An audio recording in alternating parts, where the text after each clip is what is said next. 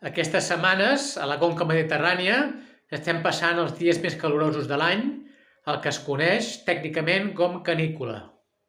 I s'ha de beure molta aigua. I ara que entrem en el tema de l'aigua, ens podem preguntar: què diu la Torà sobre l'aigua? Doncs la Torà diu precisament que l'aigua i la Torà són comparables. Es compara la Torà amb l'aigua.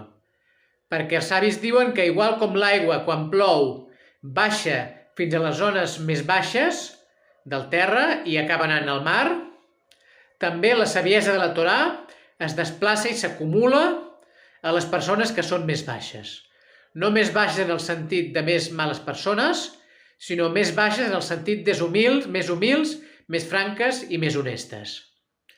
Tanmateix, també s'ha de dir que els savis diuen que la Torà pot ser una poció mortal, estudiada per gent que l'estudia amb mala intenció, que l'estudia per augmentar el seu orgull personal o el seu honor.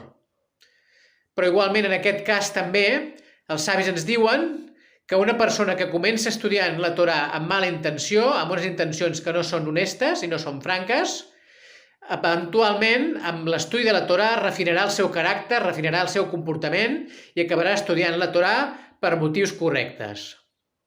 Així doncs, estudiem la Torà, com diuen els clàssics grecs, mens sana in corpore sano, i com diuen els savis de la Torà, el cos serà sa quan tinguem l'ànima sana, i en particular tindrem l'ànima sana quan estudiem la Torà.